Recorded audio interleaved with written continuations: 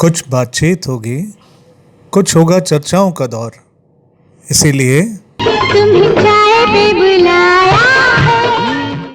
नमस्कार साथियों, स्वागत है आप सबका माध्यम टीवी के खास कार्यक्रम नीलकंठ चाय पे चर्चा में। आज हमारे साथ स्टूडियो में मौजूद हैं पंडित दीनदयाल उपाध्याय स्मृति मंच के प्रदेश उपाध्यक्ष हैं ईश भारद्वाज जी। स्वागत है आपका। नमस्कार रूपक जी। देखिए भारद्वाज साहब, अभी चुनावी वर्ष है और आप वरिष्ठ भाजपा के नेता हैं, युवा हैं, और सबसे बड़ी बात है आप पूरे राजस्थान में जो सबसे बड़ी एक सीट मानी जा रही है रामगढ़ की, वहां से आप बिलोंग करते हैं। जी रूपक जी। तो अभी क्या लग रहा है आपको कि चुनावी वर्ष है, जनता का क्या व्यू है, और पूर्वोत्तर जो सरकार है, जो अभी इस समय चल रही है सरकार, जो काम कर रही है, क्या नहीं कर पाई है और जनता क्या फेस कर रही है वहां? जी देखो, मैं पूरे राजस्थान के बारे में बताऊं आपको। जी। पूरे राजस्थान में अभी कांग्रेस की सरकार है और कांग्रेस की सरकार में जितने भ्रष्टाचार हुए हैं, और आज राजस्थान में जो अराजकता का माहौल है, भ्रष्टाचार का माहौल है, आप देख रहे हैं रोजाना। अभी लेटेस्ट एग्जांपल जेडीए का जयपुर के अंदर जिस तरह से पैसे बरामद हुए हैं, तो ये वर्तमान सरकार की जनता के प्रति एक बहुत बड़ी विफलता है और ये बहुत ही भ्रष्ट सरकार है, निरंकुश सरकार है।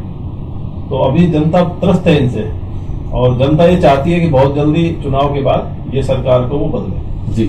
आपके रामगढ़ में अभी आप देखिए लगातार खबरें भी आती है हमारे पास, अवैध खनन कतई नहीं रुका है, बहुत ज्यादा अवैध खनन हो रहा है, अपराध भी बढ़े। तो वहां की जनता किस तरीके से फेस कर रही है अभी? ये क्या चाह रही है जनता? आने वाले समय में क्या बदलाव चाह रही है, किस तरीके से चाह रही है कि भाई? देखिए रूपक जी, अभी वर्तमान समय में मेरे यहाँ पर कांग्रेस के विधायक हैं और राजस्थान में कांग्रेस की सरकार है जी। और मेरे क्षेत्र में अवैध खनन एक बहुत बड़ा मुद्दा है। इतना जबरदस्त अवैध खनन हो रहा है कि जैसे अगर मैं ललाउंडे की बात करूं, वहां पे पहाड़ आधे से ज्यादा इन लोगों ने अवैध खनन में खत्म कर दिए हैं और ये सब कुछ सरकार की नाक के नीचे हो रहा है। कुछ चीजें छुपी नहीं है। आप शाम के समय वहां जाके देखिए, आपको रोड पे हरियाणा बॉर्डर तक हजारों की तादाद में आपको ट्रकों की लाइन मिलेगी जिनमें अवैध खनन करके माल ढोया जाता है। तो बहुत बुरी स्थिति है और पर्यावरण संतुलन बिगड़ रहा है और कुछ लोग इसके माध्यम से गलत तरीके से पैसा कमा रहे हैं जी। पर्यावरण का संतुलन बिगड़ रहा है, सरकार को भी राजस्व का नुकसान हो रहा है, लेकिन सरकार और प्रेजेंट प्रशासन जो है उसका कोई उस पर ध्यान नहीं है और सब चीजें खुलेआम चल रही है, उनकी नाक के नीचे चल रही है, किसी तरह का कोई कंट्रोल नहीं है। एक बड़ी हमारे पास भी इस तरीके की खबरें भी आती हैं, लोग बताते भी हैं, और अब तो सबसे बड़ा जो प्लेटफॉर्म है वो है सोशल मीडिया का, व्हाट्सएप। उस पे सोशल मीडिया पर भी ये सारी चीजें आती हैं कि लोग पलायन कर रहे हैं, एक विशेष धर्म के कारण लोग पलायन कर रहे हैं। क्या ये सत्य है? क्या वास्तव में लोग रामगढ़ के पलायन कर रहे हैं? बिल्कुल सत्य है। देखिए, पिछले इतने टाइम से सरकारें रही, विधायक रहे, सारी चीजें रही, लेकिन पिछले 5 साल में रामगढ़ के अंदर जो कानून व्यवस्था बिगड़ी है, जो अवैध काम डेवलप हुए हैं, चाहे उसको मैं गोकसी से रिलेटेड समझूं, चाहे धर्मांतरण से रिलेटेड समझूं, चाहे आपके देसी भाषा में हमें बोलते हैं टटलूबाजी, जी जी, ठीक है, ये सब चीजें रामगढ़ के अंदर बहुत जबरदस्त तरीके से इन 5 साल में पनपी हैं। और अब तो अवैध जमीनों पे अवैध कब्जे,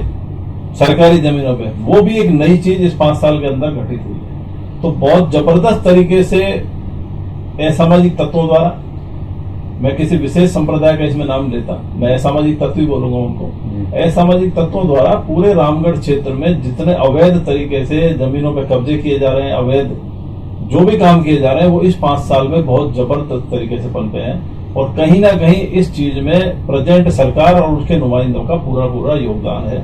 वो सही चीजों पे काम नहीं कर रहे हैं और क्षेत्र का माहौल पूरी तरीके से हमारे बिगड़ा हुआ है। तो आप भी विपक्ष में हैं और भाजपा का आप युवा नेता रहे, कभी कहीं आपने इसका विरोध जताया, आक्रोश किया, या कभी लोगों को साथ लेकर ये बताया कि वास्तव में आप विपक्ष में हैं जी? तो आपकी भी एक भूमिका बनती है कि लोगों को सच सामने आए, लोगों तक सच पहुंचे। बिल्कुल, समय समय पे धरने प्रदर्शन भारतीय जनता पार्टी के कार्यकर्ताओं द्वारा भी किए गए हैं, वहां की जनता द्वारा भी किए गए हैं और खूब विरोध इन चीजों का चल रहा है, सोशल मीडिया के माध्यम से भी चल रहा है और तहसील थानों में, आपके एसडीएम कार्यालय में बहुत बार इस तरह के ज्ञापन भी दिए गए हैं गलत चीजों के खिलाफ, लेकिन उन चीजों पर कोई प्रभावी कार्रवाई वर्तमान सरकार के द्वारा, वर्तमान प्रशासन के द्वारा नहीं की जाती। प्रशासन कार्रवाई भी करे तो उस पर वर्तमान सरकार और उसके नुमाइंदों का बहुत दबाव रहता है। सरकार इस बार जिस तरीके से व्यवस्थाएं हैं आप बता रहे हैं, या जिस तरीके से हालात अपन देखते हैं कि भाई वास्तव में क्षेत्र में अपराध भी बढ़ रहे हैं, अवैध खनन भी बढ़ रहे हैं, तो जनता भी कहीं ना कहीं चाह रही होगी कि इस बार बदलाव आए। सरकार के खिलाफ पूरे राजस्थान में और रामगढ़ में सारी जगह एकदम नेगेटिव माहौल है, क्योंकि ये सरकार ऐप सांप्रदायिक सरकार है। सांप्रदायिक सद्भावना इस सरकार के अंदर नहीं है। विशेष समुदाय और विशेष वोट बैंक को ये लोग समर्थित हैं, उनको ज्यादा सपोर्ट करते हैं, और उस तरफ इस कारण से हमारे क्षेत्र में भी और राजस्थान में भी सारी जगह माहौल बिगड़ा हुआ है, और लोग बहुत एंटी हैं। लोग इस इंतजार में है कि नेक्स्ट इलेक्शन कब हो और कब हम इस सरकार को और इस सरकार के विधायकों को उखाड़ देंगे।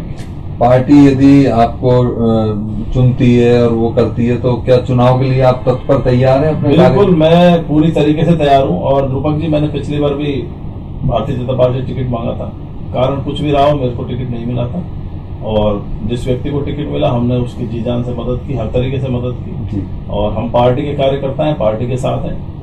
मान लिया हमारा प्रत्याशी हारा, बहुत कम मार्जिन से हारा, क्योंकि सरकार आ चुकी थी, इस कारण से हार संभावना ज्यादा थी।